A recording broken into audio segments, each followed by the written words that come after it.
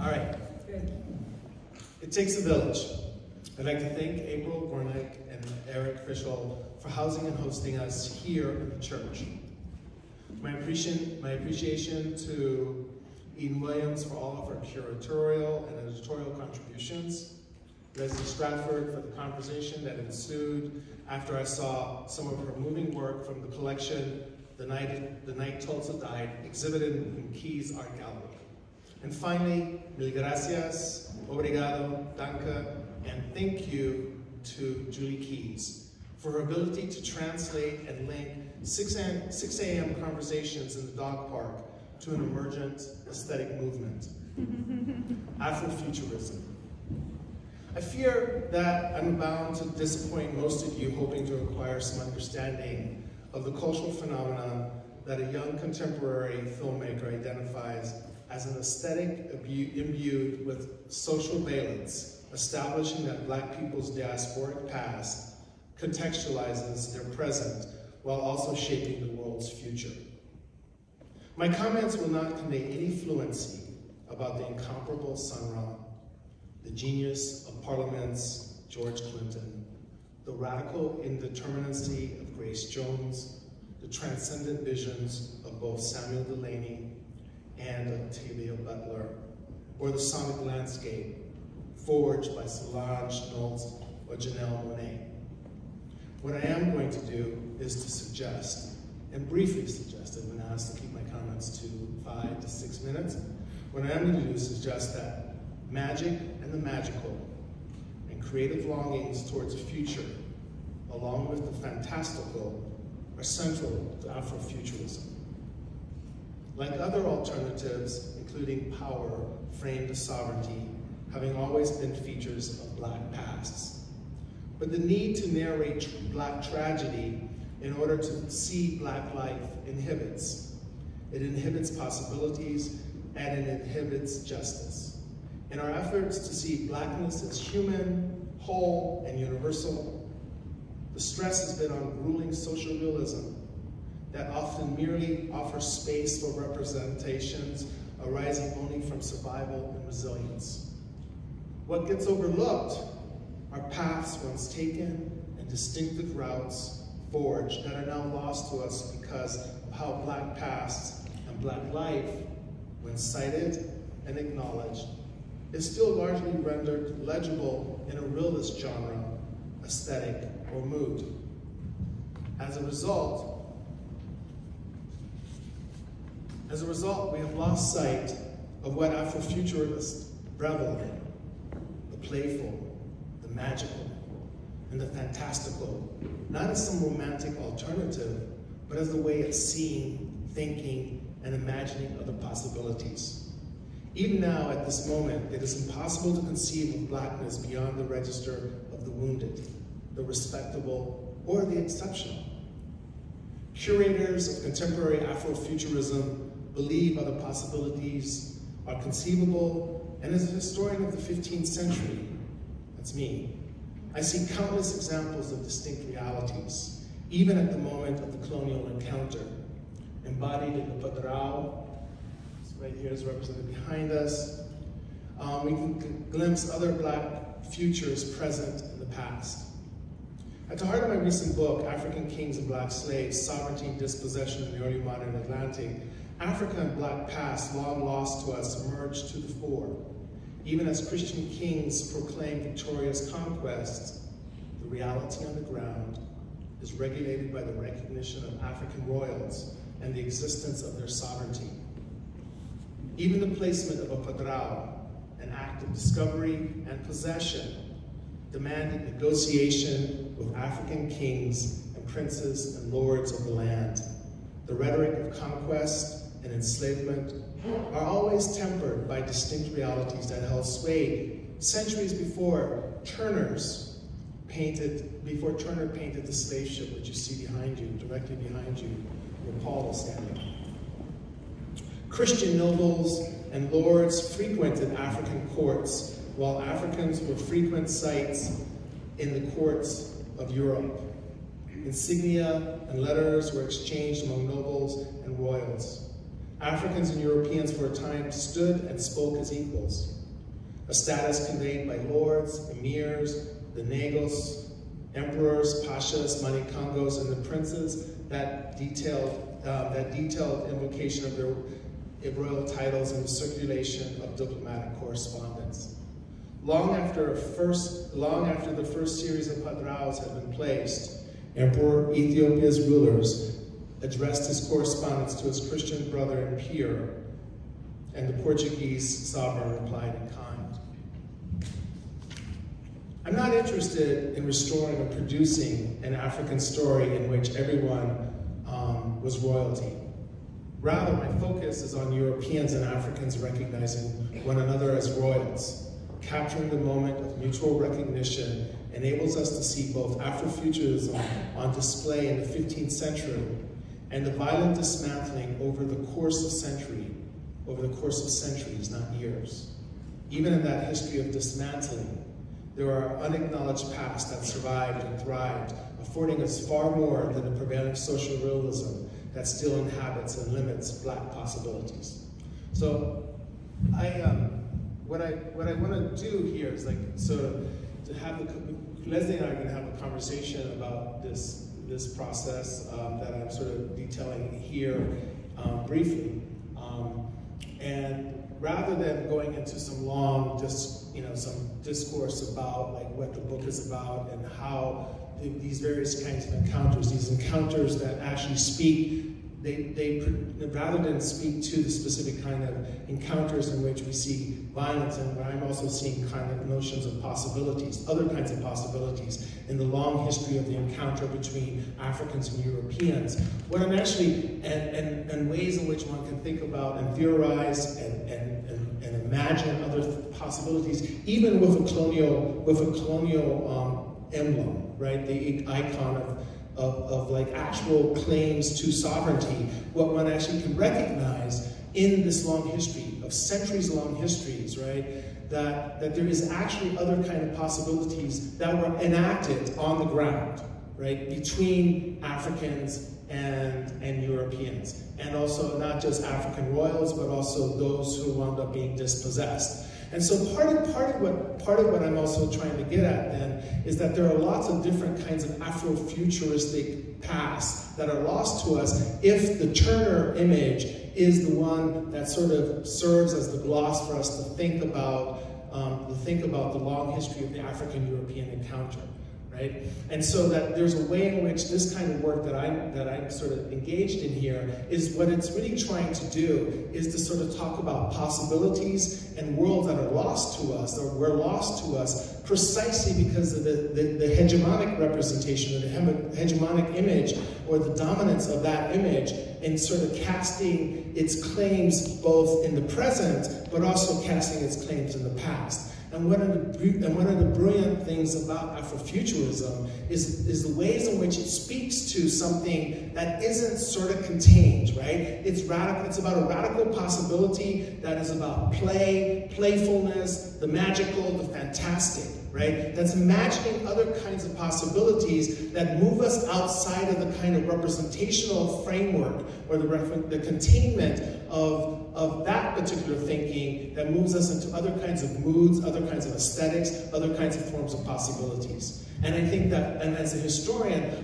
we can even see that in the 15th and 16th and 17th and 18th century before this painting of the 19th century, which captures a particular kind of moment, right? A kind of episteme that sort of then becomes a vehicle for thinking about representation, right? It becomes the logic of capital that already seeks to frame its own history, that there is no such thing as a history before capital, right? Because that image right there is in fact an image of the song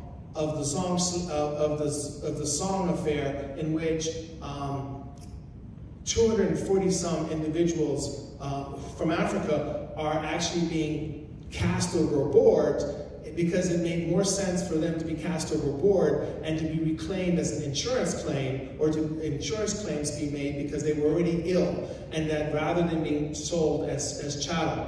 And partly what this work that I'm trying to sort of speak to, and I think is in conversation with the Afrocentric, the Afrofuturist, not centrics, that's an interesting stuff. But one of the things that I'm trying to sort of speak to is that there are other possibilities that we just have not even begun to imagine to represent, right? And that's kind of where to me, this Afrocentric, the Afrofuturistic conversation comes into play. Okay, this is on. Yeah, when Herman and I first met, we had an opportunity to, have dinner and discuss his book, which I was able to get from Julie Keys, who also introduced me to Herman through the dog park where they walk their dogs. And I had a chance to read the text, and I found it very interesting because it harkened back to a time that most Americans don't even acknowledge, and that is the greatness of other cultures and how our culture has assimilated in such a way that it has denied certain groups of people a certain kind of recognition and equality with other groups. So it gave me an opportunity to begin to think about not only my own history and my family's history, because it is, very well complicated, but it does give me an opportunity to see kind of both sides of what's going on. The African perspective through a Black lens, and then also through my mother's heritage, which happens to be English. So when we began to talk, it became, I became aware of the fact that there were so many things that Herman was discussing in his book that had never really been discussed, taking it not from 1492, but from a much earlier period when the individuals, the kings, the sultans, the shahs, from various cultures began to respect each other for their various positions in the various countries. And everyone stood sort of on an equal footing. That's something that we've never had the opportunity to see in this country. And I think that when we began to think about all of the various opportunities that we have to be able to come together as a group, we have to see how other people see. Not only through our own particular lens, but how someone else how they visualize their own personal experience and what they see around them. When I began to do this work, I started some time ago, and I was really not satisfied with the way it was going, and so I put it away. And then after I spoke with Herman, I began to see a different kind of concept that could be put with it that absolutely was kind of filled in the blanks for me. And one of the first things that I did was to put my own family's coat of arms, even though we're talking about the African and Latin, Portuguese and Spanish influence. It can't be denied that the Americans, that the English colonists were the most pervasive in colonizing the various places. Well, they used to say that the sun never sets on the English Empire, and that's because they had colonized all over the world. That's why so many people speak English. And you begin to wonder why it is that this small little place has had the opportunity to travel to all these various places and acclaim them and transform them into a culture that is not exactly what it was before, enhances it in some ways, and then also denies it in others. So the other thing that I was interested in was the idea of the Spanish and the Portuguese being very Christian, and PADRÅS are also indicated in the painting that I did. Crosses that were put, the father, the individual who is our ancestor, that person who we revere. And so in that way, African culture can say, oh, you know, ancestors, you know, I understand that. We revere our ancestors. And so it became a game. But in my research as well, I have found that even in terms of as far back as, you know, ancient Egyptian history, that many of the cultural norms that they established were then reestablished by the Greeks, the Romans, and so on. And so all of the cultural variations are actually there. And so different parts of those influences have, we have benefited from all of those influences, because the people who are here are not just white people and black people. They are Africans from various places in Africa. They are white people from all of the European countries. And we tend to think of them in terms of those differences, as opposed to, you know, strictly two groups of people. You know, they're Italians, they're French, they're Germans.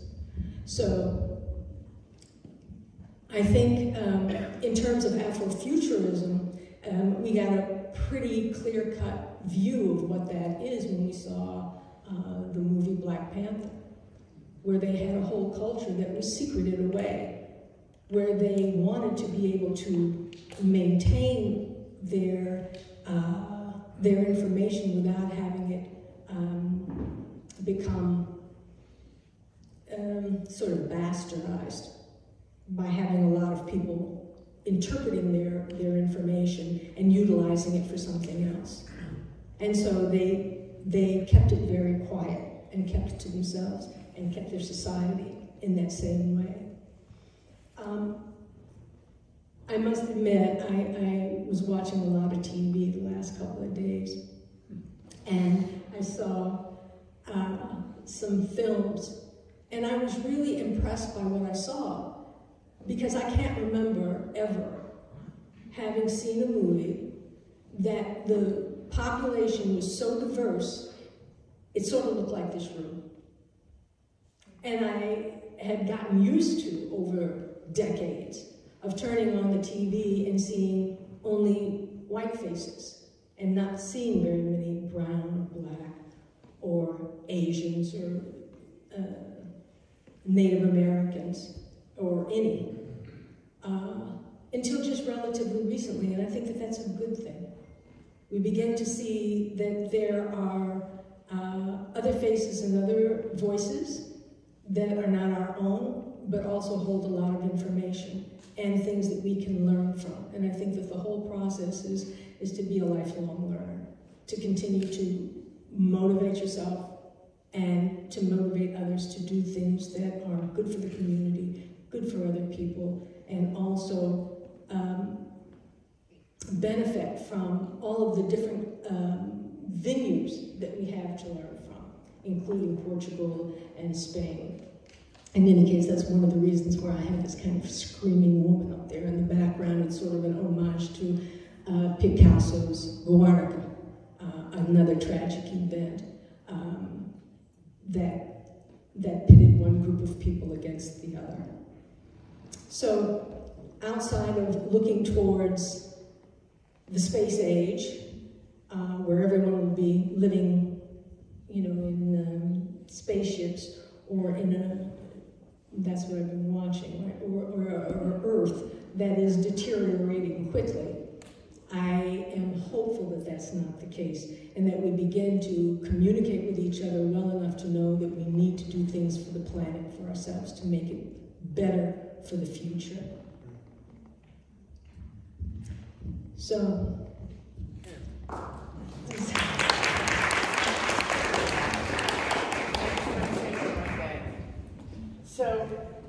I work for Carnegie Hall, and this year Carnegie Hall said that they were doing a thing on Afrofuturism. And I just want to put it to, and so when I was walking my dog with Herman, I'm constantly asking him questions, and he doesn't want to talk about anything at 5 o'clock in the morning. Go figure. Anyway, so I'm dragging out of him what he's doing on the PADRÅS. And so I'm like, oh, that's really exciting. And with my vague knowledge of Afrofuturism because it's very difficult to really understand because it's much deeper than a headline, you know? And I went to Leslee because Leslee did a whole series because her family was involved in Tulsa in 1921, and the book over here explains the collages, the significant collages that she did to get that out of your story. And because, you know, so Carnegie Hall's asking me for something about Afrofuturism, and I had a moment of aha, thinking this is the collaboration for Afrofuturism because of the combination of both of the roots in what they're doing. So I just wanted to frame it, which I didn't before, but thank you so much.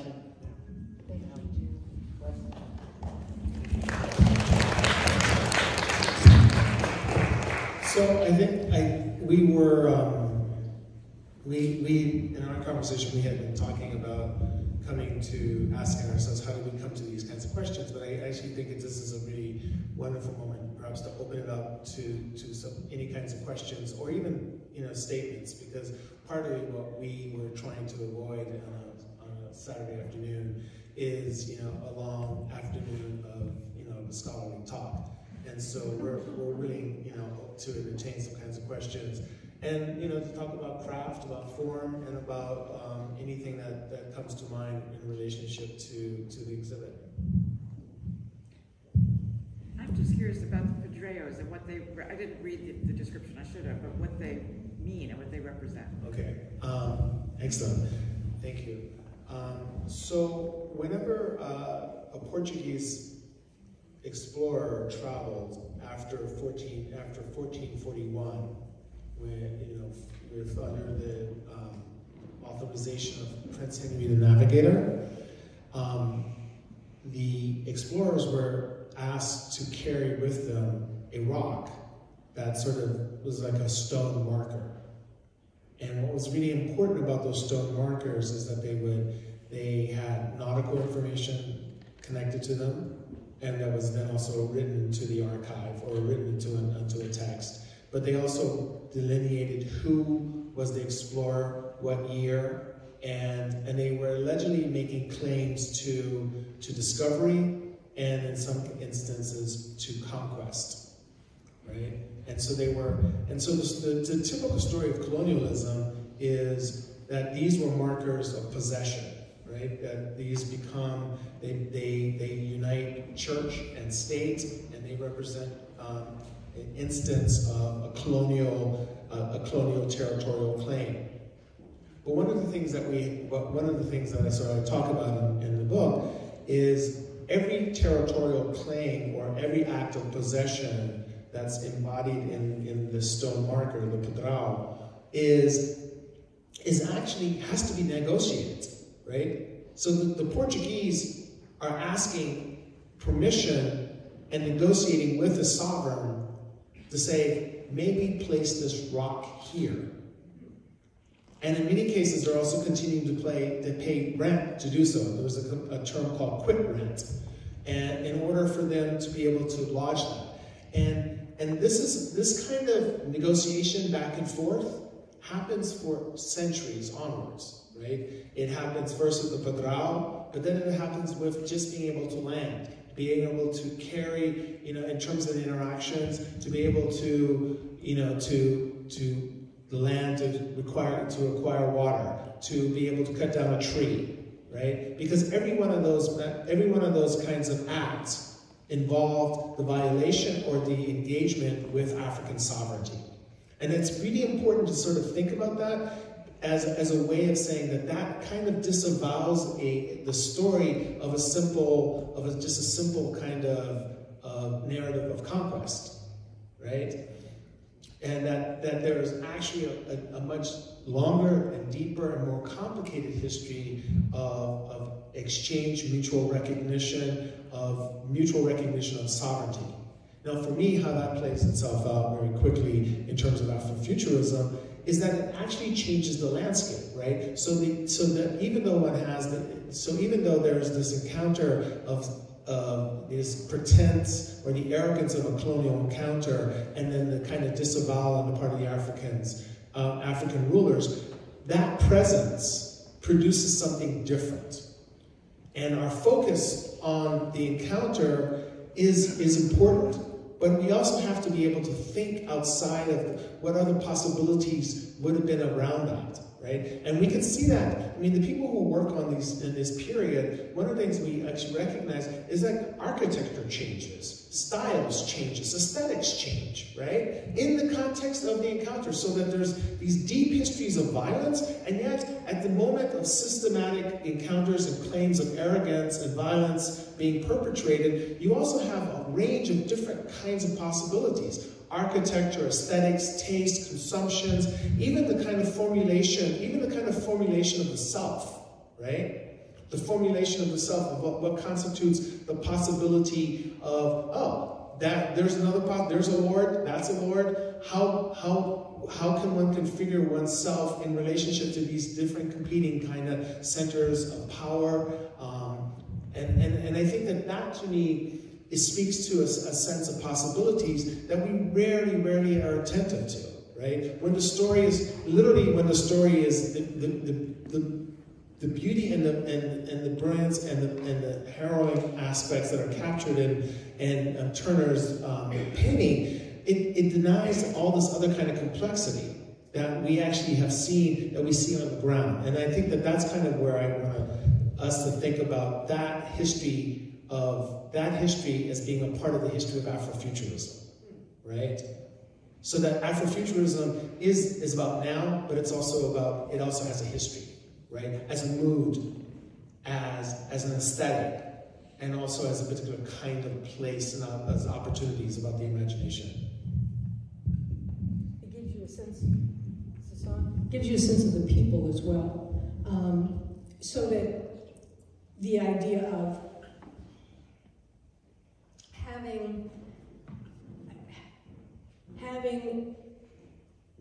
a level playing field, very different from the idea of being born on a boat. And our history starting, African-American history starting being born on a boat. There is a deeper, longer history that never really gets told because our books don't provide that information. I'm sure that you had to dig to get all of the kind of information that you had to unearth to be able to find that seed that began the beginning of the cultural exchanges. And in a way that provided a certain kind of royalty or distinguished presentation for both parties, or more than both parties, right, whoever the parties were.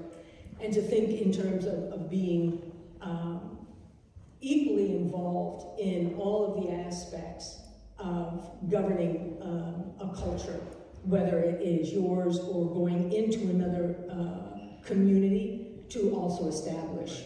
I guess one of the things I would say, Leslie, though, really quickly is, you're very generous about saying, oh, you must have gone deeply into this. Actually, no, you don't have to go deeply in. It's on the surface. That's the thing, right? The impossibility of imagining means that when things are on the surface, you can't see them. So we have Donna here, who works with the Plain Sight and has been doing amazing work around sort of recovering the history of slavery on the East End and on Long Island, right? And the Plain Sight project, I mean, I want to just use that metaphor, Plain Sight. So this project here is just in plain sight. This is like literally actually reading the Chronicles, right? The Portuguese kings tell you at the same time that they're like, I'm the Lord of Africa, I'm the Lord of Guinea, right? The Lord of Africa, they're like, well, we had to negotiate. These are the terms under which we had to negotiate placing the PADRÃO there. And moreover, when we brought our ships here, we had to bring everything, including every rock, there were literally alongside the ships that accompanied the slave ships were also supply ships, because every bit of material had to be brought from Portugal Or you actually had to negotiate on terms, on African terms, to be able to get access to rocks, to be able to get access to sand, to be able to get access to any kind of material that becomes necessary for the production of material for buildings, among other things. Right? And it's that complexity is not something that one has to like search for. Yeah, obviously I work in Portuguese archives and Spanish archives. It requires Latin and all this other stuff to do that. That's the deep digging of like the kind of deep digging in a certain kind of history. This story is in plain sight. You can actually find that on the internet or actually at the Germain Library in town. Just by going to a history of the conquista or a history of the conquest or European encounters. What are the physical objects of those lost cultures? Do we have access to them?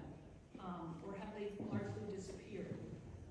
You talk about the hegemony and that painting is an object, that's an object. Where are the objects from those lost cultures to tell their story? Either the architecture, the physical objects, the art. Yeah, no, that's a great question.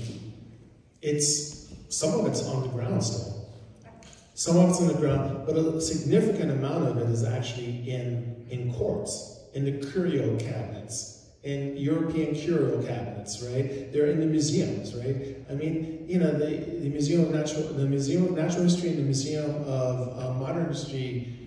The Met actually has an enormous amount of collections from the Kingdom of Congo from the 17th century, right?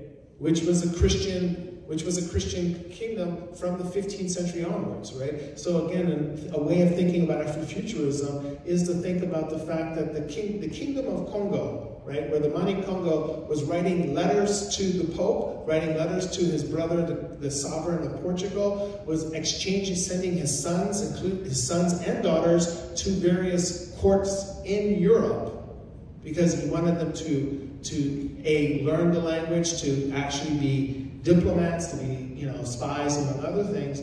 These individuals had a really developed and heightened kind of engagement, and we're also trying to figure out other kinds of possibilities from what we would call tradition, right? So that they were actually forward-looking. They were saying, okay, send us windmills, right? That seems really kind of modern and different, and we can put that to good use. Send us all these other kinds of things. So there wasn't a kind of reaction, and a lot of that stuff is actually present in the evidence of that request, but the evidence of their material culture, their aesthetics, are all present in these various kinds of museums in their basements. Yeah, go ahead. This somewhat piggybacks off of that and off of something you said in your opening statement. What are your thoughts on the repatriation of African art? As you know, European countries and other countries have been able to get their art back and going through legal means and whatnot, but African nations have been told that they're not ready to handle their own art, the art that's come out of their countries that is now sitting in storage in Met and whatnot. So what are your thoughts, and where does that lead?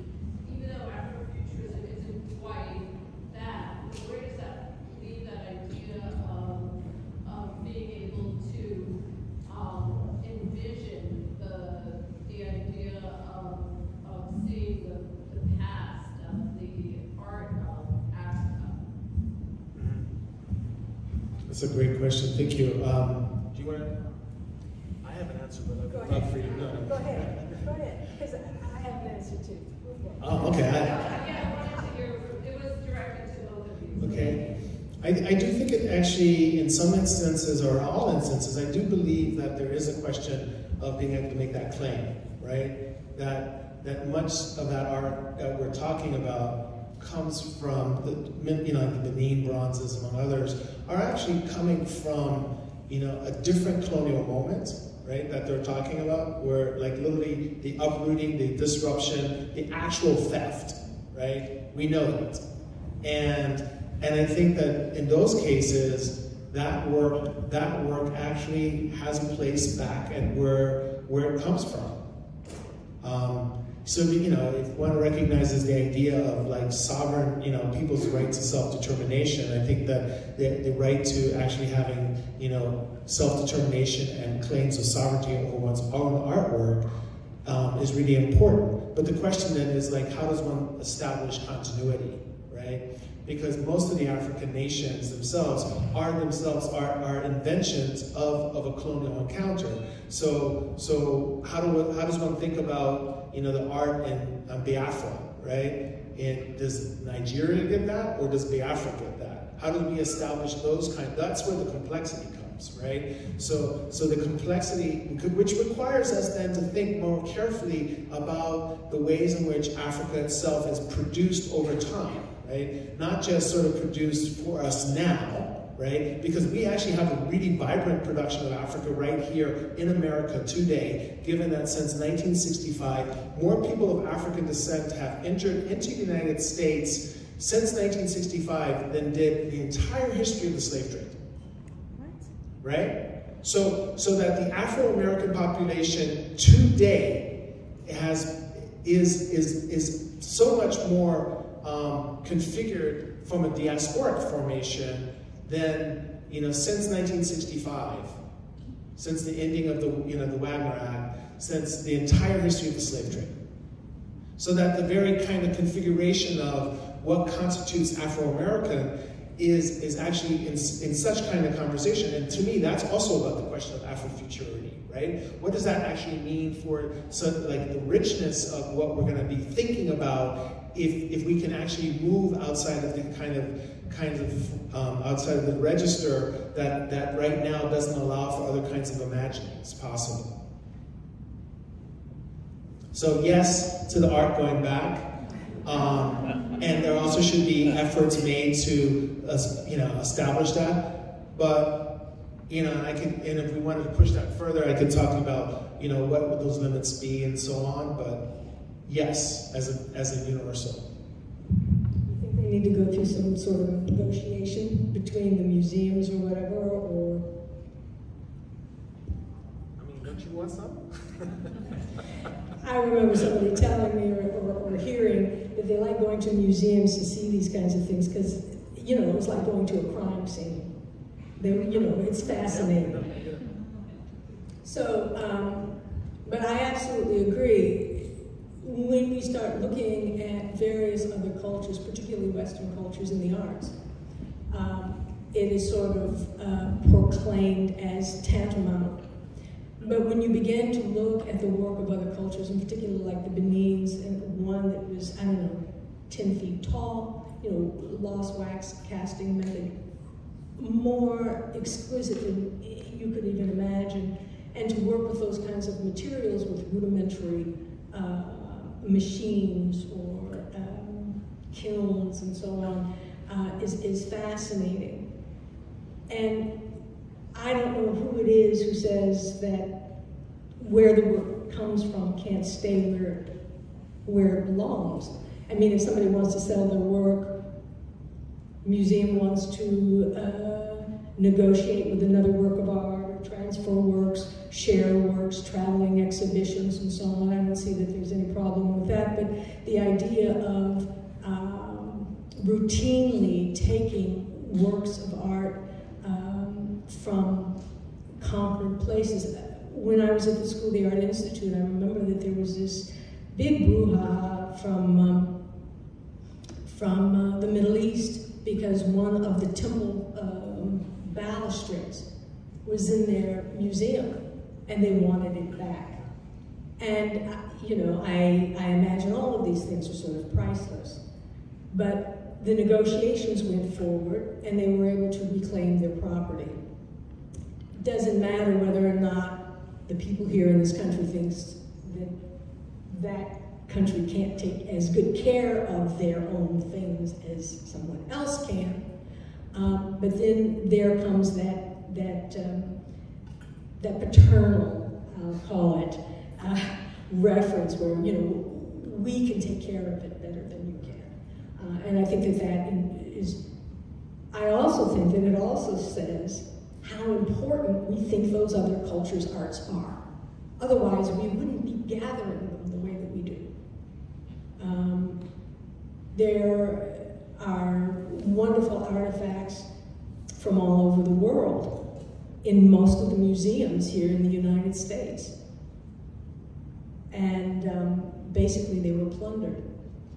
And so the idea of giving due to the people who created it, I think, is very important. And knowing that, it reminds me of the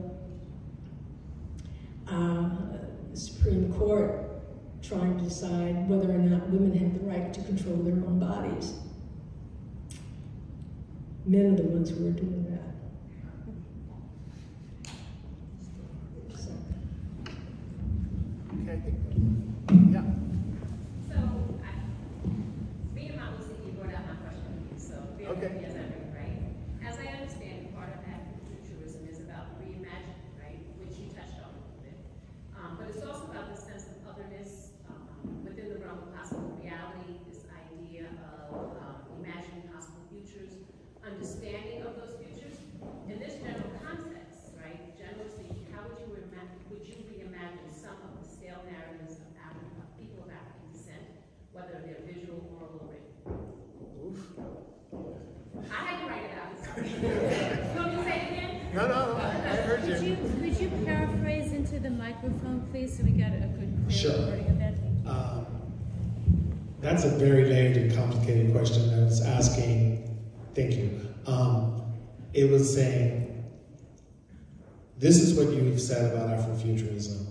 How does one go about layering that discussion of Afrofuturism in relationship to the complexities of the Black experience, right? Am I right? Yes, it's stale narratives. Right, Yes. that we have still narratives, and that still narrative would be, the story from, 1619 to 1865 to, to today, right? That slavery to freedom, the plantation to the ghetto, and that we have certain kinds of narratives, right? And I think that part of what Afrofuturism is trying to actually help us do is to bust out of that, right? To sort of say, that's an important canonical narrative.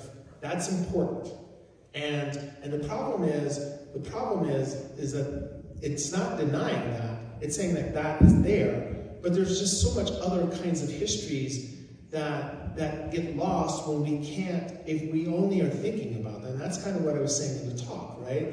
If we can only see social selves, if we can only see Black life through those narratives, because that's the way that we have only mapped it. We can only map, if we only map it that way, then what's lost? What about the other kind of set of conversations over here? What about the conversations that are cosmopolitan? What about, and how do we think about those without just reducing it to, oh, that's Black exceptionalism, but actually sort of think about Black life in all of its complexities that sort of always already define the narrative, right? And that's actually the brilliance of that's actually the brilliance of the work of the Afrofuturists. They're like, well, it's like, yes, there's that produced a lot of drama, a lot of pain. It's a history of tragedy. It's a history of realism. But also we have to be thinking about other kinds of ways of imagining, play, magical, fantastical.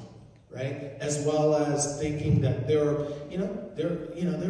right now there are actually more Europeans more Africans going to Europe every year than actually went to the slave trade that came to the United States.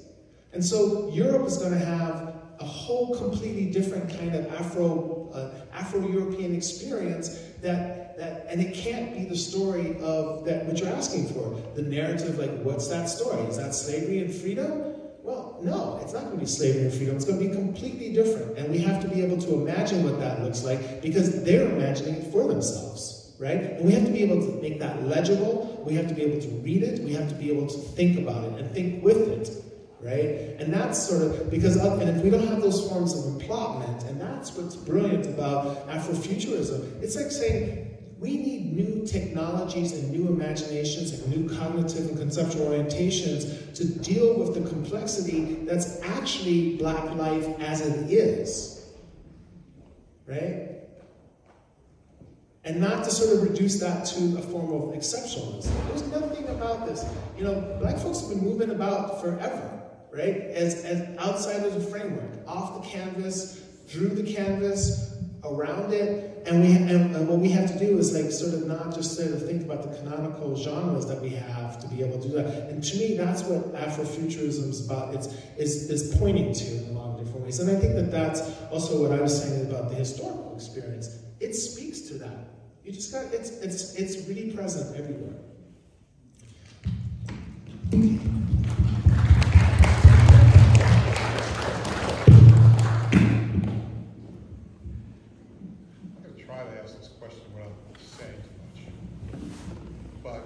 Reality of Afrofuturism's collapsing of the present, future, and the historic into a new thing.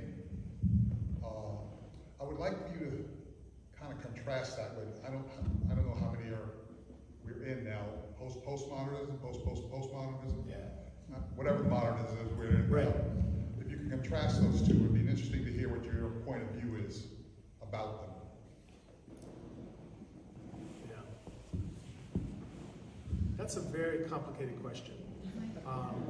Thanks. That's a very complicated question, right? Because in a lot of ways, you know, it depends on where we're standing in a different context. I would say that, you know, we are way past the postmodernism in terms of Black life, because Black life has always been postmodern, right? Because it's always sort of defied the kind of structuralism that sort of configured, Black life has always been modern. Let's put it that way, right? And that's something that it's taking a long time for us to really understand that, both in the academy, but outside of it, and where I work, in terms of the academy. But Black life, by definition, uprooted, dispersed, innovative as opposed to respect for tradition, right? All of those things are, by definition, what constitutes the Black experience, right? And and the Black experience, broadly conceived as diasporic, right? And so when we have these kind of modernist movements, or these movements that are defined like modern, postmodern, and they draw on artistic movements, but they also draw on philosophical traditions and philosophical movements, right? Part of what happens is like with the question of postmodern, which reflected a kind of critique or an extension of the modern, that we weren't actually thinking about Black experiences at that moment, and yet the Black experience, by definition, was one of the first modern experience, period, in the 15th century. The idea of uprooting and producing something that's outside of the sense of tradition and being fully aware of it, right? That actually is, in fact, an expression of what constitutes the modern, and for Blackness, that was actually a given in the 16th century, in the 15th century, as well as in subsequent centuries. And yet, the way in which we have sort of characterized Black experiences is authentic tradition, the holdback, and yet, Black people in America have always been fully aware of the changes of Africa in their relationship to themselves and in relationship to Black communities here. And so your question is really, I don't want to get so bogged down in it because it's a very generative question, but it depends on what the location is. Like if I were to talk to you about this from the perspective of Europe or the perspective of different African countries right now, or the post-colonial, then there's a whole bunch of different ways of, wording that. But that's a very, I appreciate that question very much. Do you want to take a stab on that too? And then we're going to go to Paul as a last question. But afterwards. Go right ahead. Are you sure? Fine. Yes, absolutely. Well, it's a weight question. It's a weight question. What's that mean, Paul? So like weight. The weight question. Okay. I approach it, try to understand it on one side. Yeah. Every day I learn more and more about the history, about slavery, about my guilt, my role. I don't mean my personal role. No, I get it. Oh yeah, I do mean my personal role. Okay. So on that side. Then the other side is the artist. Says, no, no, no, the other side is the artist saying, come on, I'm going to stand up here and encounter this movement and be what I can be and make my offer to that movement. It's a very contradictory kind of place. My question is really maybe for us white folks. It's really not. So, like, what does it mean to admire or love or support? What does it mean to actually encounter? Because our encounters historically have been really awful. So what does it mean now to encounter this movement, this reality? What is it, I guess in political terms we talk about the ally. Is it the ally? Am I here to support, love, and do what I can to understand this movement? Or is it about an engagement? Like tough, like really, is it possible after all of this hundreds of years of white supremacy, is it possible for me as an artist to engage fully and openly in it? It's a big thing. Like Herman, I'm sort of laying it out there on you, but it's really art. It's really a white question, I understand that, but whatever you think about it would be great. Did you want to add to that too? No. Okay, let me answer. Okay. You wanted to what? All the people that looted and stole art from all those places and brought it to us. And you got to realize that if they hadn't brought it to us, before there was TV, before there was radio, before there was photography, we wouldn't have known anything about it. You wouldn't have wound up, if I didn't go to a museum, you had to go to Africa to see African art. Yet they offered me the opportunity to see African art in a museum right here in New York. So when they become looters after they collected all this, I think they had good intentions rather than, it wasn't worth any money to begin with. So they're accused essentially of taking things from Africa, let's say, right? China, right? Japan, bringing it to us. And then they were accused later on because people all of a sudden started recognizing their nationalities. They wanted to own it back because all of a sudden it had value. But it had value which it didn't have before. They brought it here and they wanted it back. We wouldn't have known anything about it unless somebody looted it and brought it to us. It did have value. I think they actually kind of were aware of what they were doing. What? I think they were much more aware than you're lending and you're saying. The Benin, for instance, we keep referring to this, but it's like the Benin bronzes, right? The people, there were some of the Pitts River and others from the British Museum accompanied expeditions that were punitive expeditions. So that art was gathered after massacres intentionally. It's the same thing like with indigenous art in this country, right? It's like, not always, okay, but Egyptian art also comes to us, but Egyptian art also comes to us through Napoleon's expedition, right? I mean, so I think that, I guess what I would want to say is that I think part of what the response, and again, I'm not, that's not my area, but I'm just going to, I'm happy to take it on for a second, right? But what I will say is that, some of the stuff, the violence that accompanies that process of looting, right? You called it looting, right? And you did. You said the looters. No, I said I wasn't defending of the looters. Oh, okay. You defending the looters, but they were still looters. Okay. No, you're right. Once it became valuable, it became a business. Right. Anything else. Right. Something had no value. I did a piece called toilet paper, right? Yeah. Right now, we didn't show it. Right when the epidemic struck, toilet paper was 35 cents a roll. You walked into the supermarket 2 days later, people are fighting over it, kicking each other, buying boxes and loading the truck. All of a sudden, it's gone. Yeah, so I get it. I hear these changes with these circumstances. You went on. The idea that Benin bronzes did not have value until they were brought to a museum in a European-based culture is insane. Those are great works.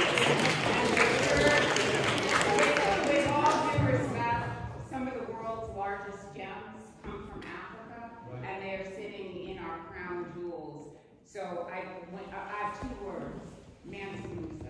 What? That's Musa. Mansa. Right, there you go. Right. Spent so much money on a pilgrimage, but he spent so much money on a pilgrimage that this is what attracted people to come in because of the wealth that this person had. So as a people over here that have roots and heritage and culture, to say that the art had no value when you went in and stole the riches of the lands. And it is all about power. It was all about going into Eritrea and to Ethiopia and the coal and all of the riches going back into Italy. So please, you know, to say that nothing had value. I didn't say that. Yeah, you did. Yeah, you did. All right. Thank you, sir. All right. You know, I think it's getting ready for my cocktail hour. So I want to thank everybody for being here.